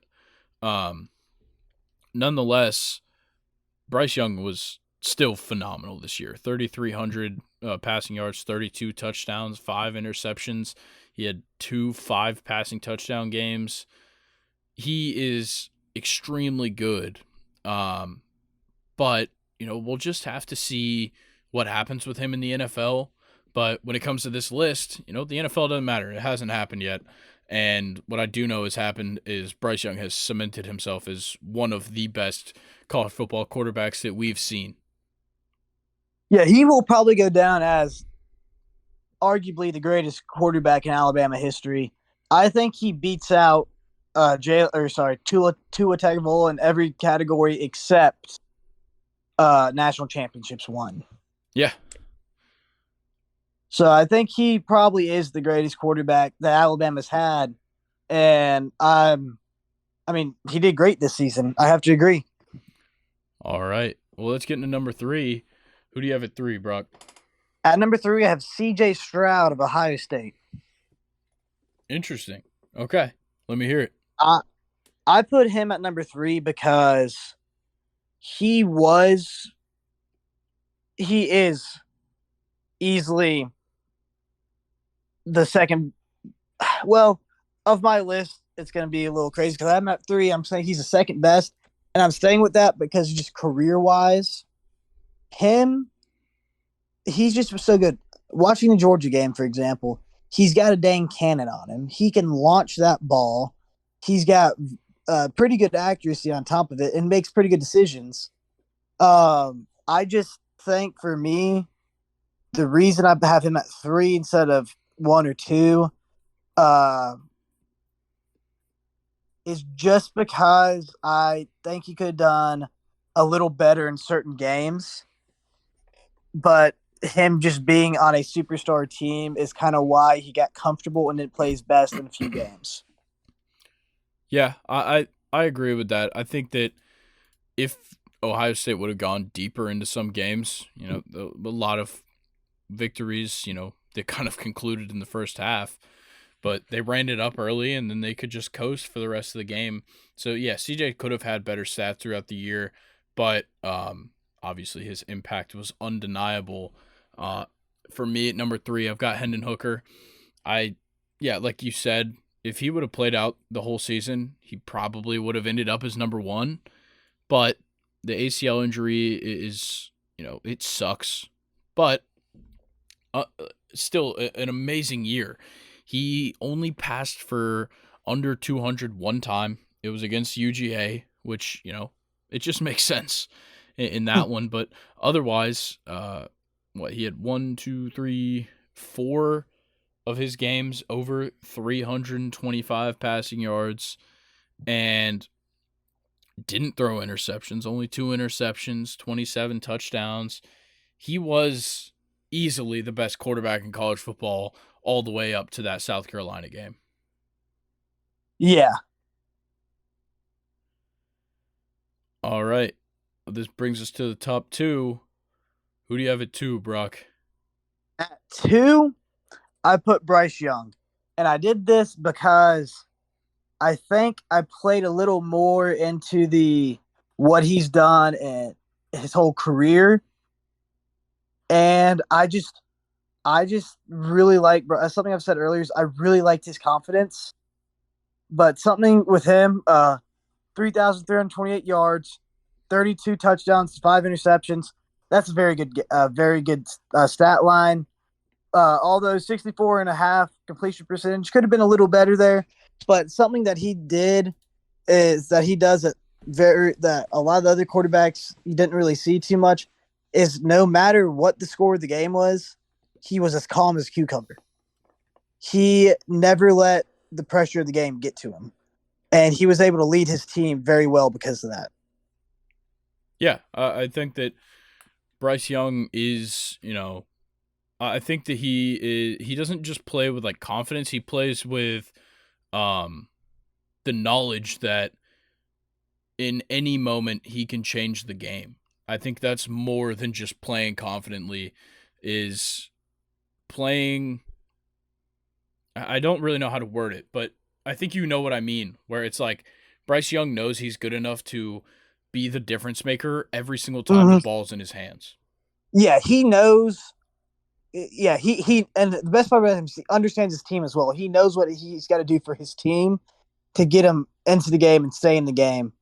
Um, Something I would like to say is I kind of wish I would have switched him and CJ Stroud. I think CJ Stroud actually deserves to be number 2 and Bryce Young at 3 if we're looking at pure quarterback statistics in a season.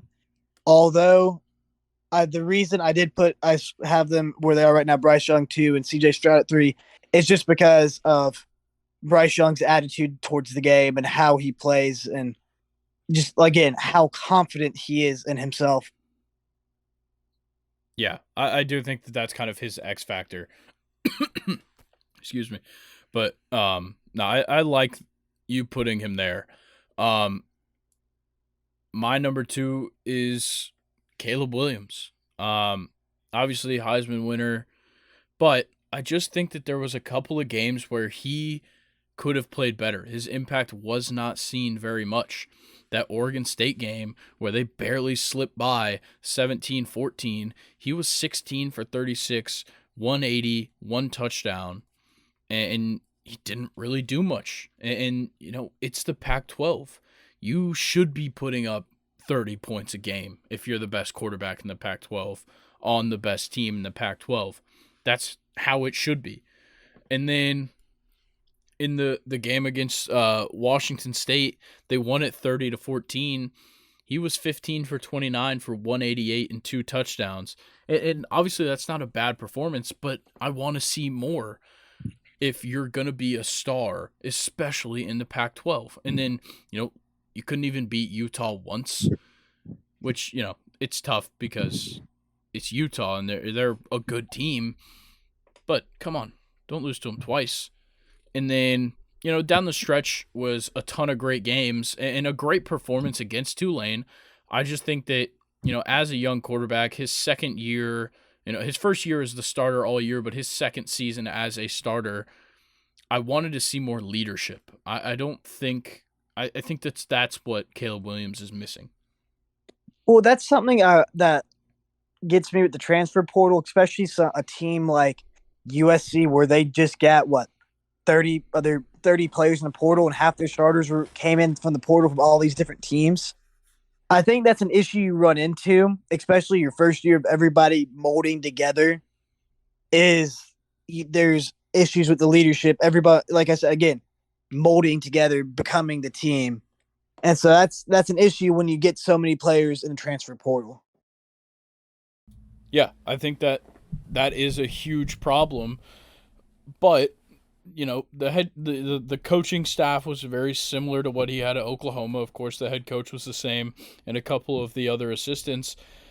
I feel like he still should have been able to at least, you know, capture the attention of his team. I feel like he should have been able to put that team on his shoulders when other players weren't playing well. And look, he tried everything he could against Tulane, and he tried everything he could in both games against Utah, but both times they fell short.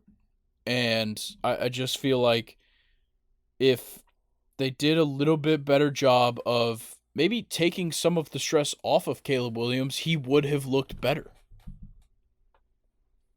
Yeah, sometimes what happens is quarterbacks do want to put the team on their shoulder and they put so much stress and they do try to do way too much and it ends up not working because they start to try to force the ball into situations to where it shouldn't be there. You know, they'll try to force that quick underneath double covered pass that ends up getting intercepted or that gets tipped and picked off. You know, that's why yeah, they gotta as a coach, you got to see that and be able to do things like make sure you have a good running game. Yeah. All right. Well, our number one picks, you know, it's pretty obvious who's left here, but go ahead and state your case for your number one. My number one is CJ Stroud, or not CJ Stroud, sorry. My number one is Caleb Williams. Honestly, only because he won the Heisman. Again, although he did have a great season, 4,537 passing yards, 42 touchdowns to 5 interceptions and a 66.6 completion percentage rate. Very good. Very good. Yeah, he was amazing this year. He could dance around. He could make the plays. I agree with you. I wish he'd played better in certain games, but overall, he had an amazing season, and he could do some of the crazy things like like, break two tackles in the backfield and get the ball off to get a first down, or scramble around and run for the first down. Those little things he was Yeah, able to do very well. yeah, I think he is very good at those things. But um, what separates my number one pick, C.J. Stroud, from other quarterbacks is CJ's ability to, even in the games where his impact isn't as seen on the stat sheet, they still win commandingly.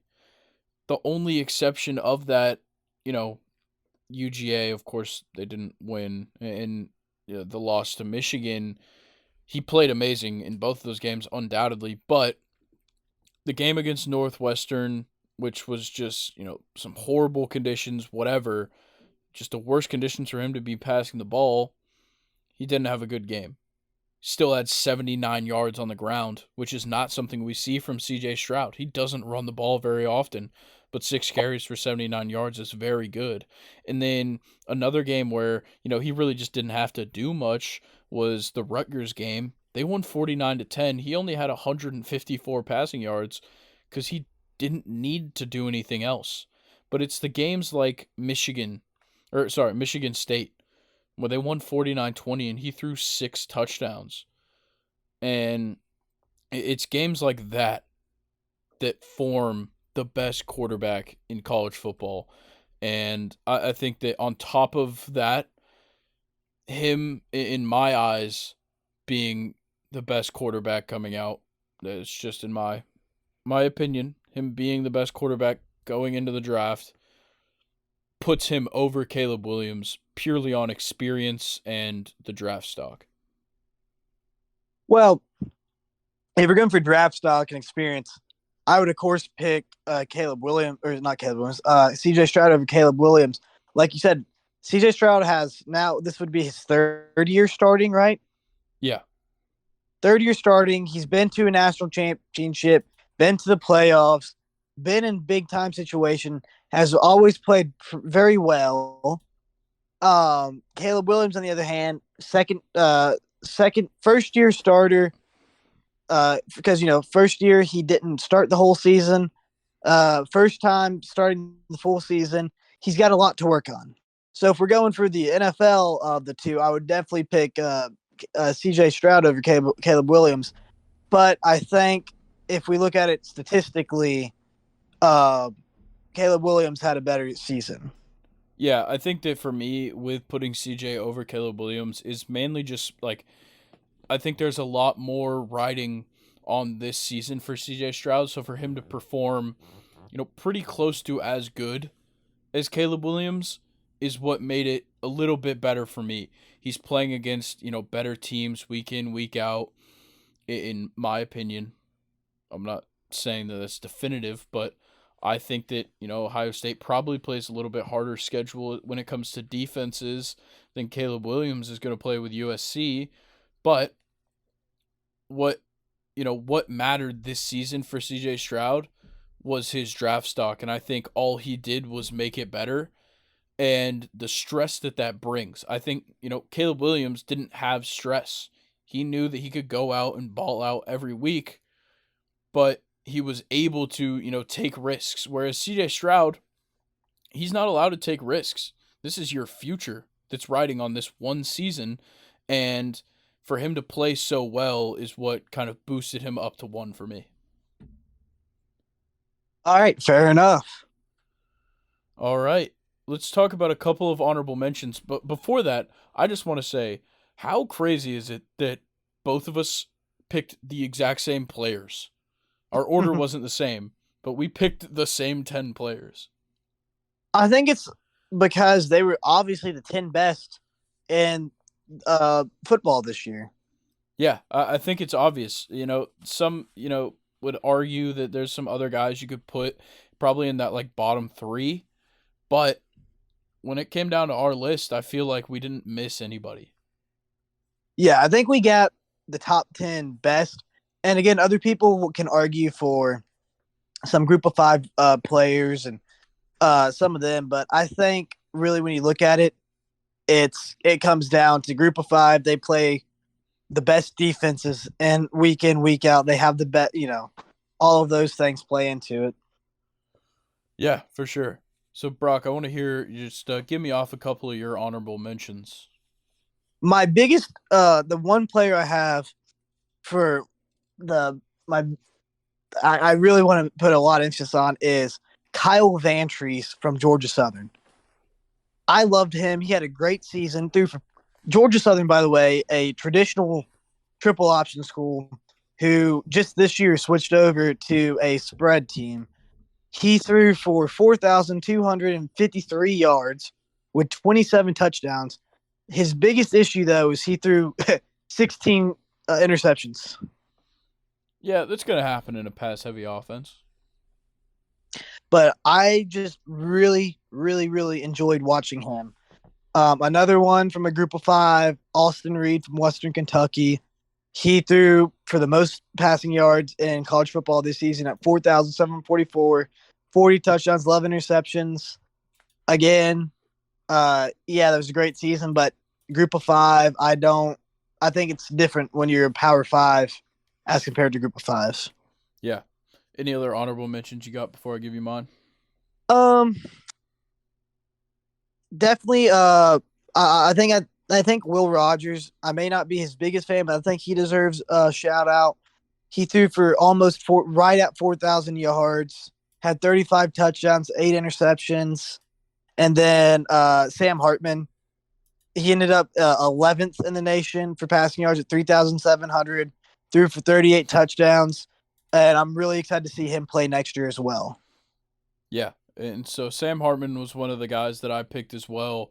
3,700, like you said, 38 touchdowns. The 12 interceptions were a little bit rough, mainly coming out of that Louisville game and NC State games back to back, where he threw 3 interceptions in each of those.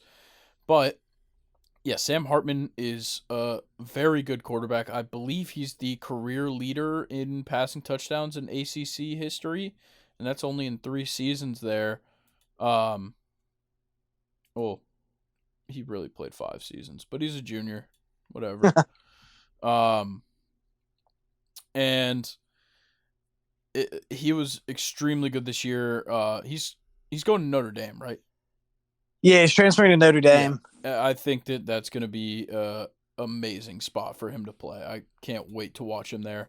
But my next guy, Jaden Daniels from LSU.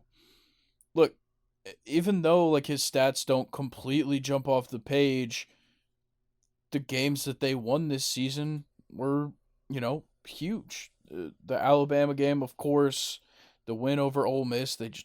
Sorry, but they absolutely stomped Ole Miss. Uh, the win over Florida, that that bowl game performance, like LSU surprised a lot of teams, and I think that Jaden Daniels was a huge part of it. Transferring from Arizona, taking over, at a program that a lot of people did not. I really didn't have much faith in. He really played very well. Yeah, he had a great season, and I have to agree. He played very well for his circumstance, and I believe he's also transferring, or sorry, not transferring. He's staying another year, and I'm think it's gonna be very interesting to see how he plays. Yeah, and then my last honorable mention. I feel like it's hard to not mention this guy, Cameron Rising or Cam Rising from Utah. He didn't. He wasn't really the top anything in any kind of stats other than QBR. He was ninth, but the wins that Utah picks up every year are just crazy. Like they lose to Florida week 1 and then they lose to UCLA and then they just come back the next week and beat USC and they beat Oregon or sorry, they lose to Oregon but then they beat USC again. Utah is just like for some reason, the scariest team to play in the nation year in and year out, only because they are just so good at home. Yeah. And I mean a team like with them, you like you kind of pointed out there, you really don't know what you're gonna get with them. You're either gonna get a great Utah team that's gonna come out and play, like they're playing for a national championship, or you can get a team that's just a little, you know, that's off that day. Yeah. And like Cam Rising didn't really play well in the big games, but nonetheless, I think that he is a solid quarterback, and like in the games that they did win, he did play well. So, and also they run the ball a good amount. So the fact that he had, such solid stats with that being the case is rather impressive. Anything else you want to talk about with the top 10 quarterbacks? Nothing really comes to mind. I think this was a pretty good list by the both of us. Yeah, I think we both did a great job. All right. Well, let's talk a little bit of MLB before we get into stake your claim. I do want to talk about ESPN. I believe it was about a week ago, put out their um, midwinter top or power rankings. We're just gonna go through the top 10, and I'll just kind of give my opinions on a couple of the picks. So starting at one, they've got the Astros, and it's obviously they deserve it. The only thing that kind of turns me away is that they lost Verlander in the offseason, which they already have a solid rotation without him. But, losing Justin Verlander, a future Hall of Famer, is obviously going to hurt your pitching come next year. Yeah, that's going to be a bit of a hole they're going to have to fix. Yeah. And then at number two, the Atlanta Braves. Couldn't be happier with that after, Woo. quite I'd call it a failure of a postseason, 100%. Um, being number two here after losing Dansby Swanson is a very good sign to me as a Braves fan. Yeah, I think I think it's a good spot for Atlanta as well. Pretty solid pitching rotation, and like I said, even with losing Dansby Swanson, I think we filled his gap pretty well, and we have a very solid team coming this upcoming season. Yeah. And then number three, the New York Yankees. I think this is a bogus pick. Like, how are they number three? All they did when it comes to, the free agency or anything is they signed Carlos Rodon and they re-signed Aaron Judge. That's it. They didn't really do anything else that notable, but for some reason they're at three, and I know for a fact they're going to end up falling short. Yeah, New York teams tend to do this thing where they like to fall short. Yeah, and speaking of New York teams falling short, the Mets come in at number four. And look, the Mets love to flash their money, but let's all be realistic here. They made some fantastic signings, adding Justin Verlander, though they didn't end up getting Carlos Correa. Still, the additions they made to that roster are gonna pay out so well for them, and maybe they'll win the division, but probably not. Yeah, we'll see. I doubt it. Yeah, Braves are too good. Mets are gonna win like 80 games. Yeah, there's gonna be just like this season where all they need to do is win one game, and we end up winning the rest of them. Yeah, fuck the Mets. All right. Coming in at number five, a team that's kind of surprising to me, but I think they deserve this spot is the Padres. They, picking up Bogarts. They'll have Tatis coming back shortly from the start of the season. He's got, I believe, 20 games left on his PED suspension, and he'll be moving to the outfield, which, if you heard my rant a couple weeks ago, you know how I feel about him being an outfielder. But Jake Cronenworth at first base, Ha-Seong Kim at second, and then Bogarts at short, and Machado at third. This team is going to be so good. And then Juan Soto as well. I forgot he was even there. Yeah, they're going to be a very good team this season. I wouldn't be surprised if they win their division. Yeah, because the next team that comes up on this list, the Dodgers, there's some holes. Losing Trey Turner and not really replacing him at the shortstop position is going to be hard for them. You leadoff hitter, MVP contender, and now you kind of have nothing there. And then you give up a franchise guy like Justin Turner and kind of straight swap him almost for JD Martinez, which, JD Martinez at this point in his career, yeah, he still adds a bat to your lineup, but as a DH that, he's, his impact is limited. And I don't see a lot of bright spots with this Dodgers team. And they lost a couple of pitchers as well. We'll have to see what happens over there in LA. But next is going to be the Blue Jays. I like this pick. I think the Blue Jays are really good. They'll continue to get good as some of these young players that they have coming up get better. I really couldn't say that the Blue Jays will be higher on this, but they'll be a playoff team, I think. Yeah, I could see that. I could see them probably winning the AL East if the Yankees, don't live up to expectations like they do so often. Yeah, the Yankees are just gonna, be an average New York team. Yeah, and then coming in at number 8 on this list, the World Series runner-ups, the Philadelphia Phillies. It's kind of crazy to see them all the way down here when they are the World Series runner-up and the third team just from their division on this list. But it's kind of expected. Though they added Trey Turner in the offseason, there's always going to be question marks in Philadelphia. And the biggest one is health. The problem that they run into a lot of times is guys getting hurt. And last year was no exception, though, it kind of turned around for the playoffs. Castellanos missed significant time. Harper missed some time. A bunch of guys on that roster have to stay healthy for them to really hit their full potential this coming season. Yeah. 100%.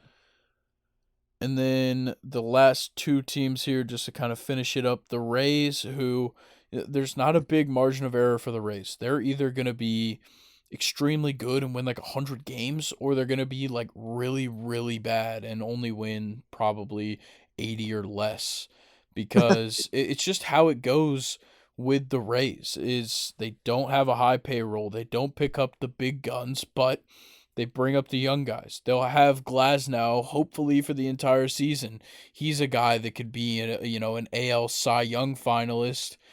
Wander Franco is going to be entering, his second full season, but his third season in the league.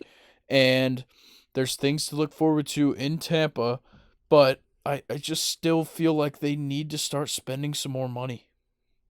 Yeah, I gotta agree. And I feel like they spend a little money everywhere. Like, I forget they're a team all the time because they don't really have a fan base. I feel like they don't really have a fan base because, like, they don't really have people that go to their games. And I hear it's because they have one of the worst stadiums in the MLB. Yep, they sure do. The Trop is a horrible place. It's a white roof and a sport with a white ball. There's things hanging from the ceiling. It's on an island in St. Petersburg. It is horrible, and there's pretty much one way of traffic in and out of their stadium because they put it on an island. And yeah, the Rays, if they're not going to spend money on free agents, get a new stadium. Yeah, literally, like, do something. And then the last team on this list is the Mariners, a team that I really like. I think that the youth of this team with Julio Rodriguez and George Kirby, guys like that, are making a difference there. And then on top of it, you still have Mitch Haniger, and you still have, like Cal Raleigh, however you want to say it, a bunch of other guys up and down this lineup that just make an impact on their games. And they kept a lot of guys that made an impact last year in that run into the playoffs, and I think they're just going to get better. Yeah, I like the Mariners. They're a cool story. Oh yeah, I like them. I kind of want to see them do good. But, the Braves all the way, baby. Oh, yeah. Braves on top. But let's round out some of this MLB stuff. A little bit of news. So some Braves specific news. Longtime Braves play-by-play announcer Chip Caray, the third generation Caray to call MLB games, will be leaving the Braves to be the play-by-play for the Cardinals. And just a little bit of backstory on Chip and his family's involvement in the MLB. Chip's grandfather, Harry, started his legendary career 42 or his legendary 42-year career in St. Louis, and that's kind of the reasoning that most people are saying is why he wanted to go to St. Louis. But as well as that, Chip's father, Skip, was the Braves play-by-play announcer from from 1976 until his death in 2007. And yeah, I'm gonna, as much as I got pretty mad at Chip Caray over the seasons, I'm gonna miss him as the play-by-play announcer. Yeah, I really liked listening to him, and everyone's got the voice they get used to, and it's just gonna be weird to get readjusted to a new voice. Yeah, but I will say there's another guy that you could pick up to keep the lineage going, because Chip's brother Josh is the play-by-play announcer for the Rocket City Trash Pandas over in Alabama. Maybe we should pick him up, keep the Caray lineage going in Atlanta. Maybe. All right, and then the next little thing, Jazz Chisholm. He was announced as the cover athlete of MLB The Show 23, and I don't really understand that pick. I think there's a lot of guys you could have chosen, even if you were going for like the younger route or the younger international route, whatever they were going for here. I think there was better players they could have picked. Yeah, I think there were other people they could have picked, but there was some reason behind why they grabbed him. Yeah, and then look, Jazz Chisholm is like he's a personable guy. He's a good like face for things. So I get the pick. I just, I feel like Julio Rodriguez has a good case. Wander Franco, like if you're going for that young international, like Ronald Acuna, he should be a cover athlete on MLB The Show. But, regardless, I think the Jazz Chisholm is a good face for that game, and I'll most definitely be buying it. But next little thing, Shohei Ohtani signed a sponsorship deal with New Balance, which I'm excited for. I really like New Balance's stuff, especially for baseball apparel, and getting a little Ohtani stuff, I might have to pick some up. Yeah, but nothing tops Brooks running. We're not sponsored this week, so we'll have to see. But Zach Greinke re-signed with the Royals for one more year, so he's gonna continue his second stint with the Royals. That one's not really a significant one. And then the last little bit of news, Jeff McNeil signs a 4-year, $50 million extension with the Mets. The Flying Squirrel returns to New York for a little bit longer. And yeah, I hate Jeff McNeil because he always plays very well against the Braves. But that's enough for the MLB. Let's get into Stake Your Claim, and then we'll get out of here. We've kept y'all long enough. Brock, what's your Stake Your Claim this week? Oh, I'm trying to think of something. I've been trying to think of something just wild and outlandish all day long, and nothing too crazy has been coming to me. But oh wait, I believe I said that last week.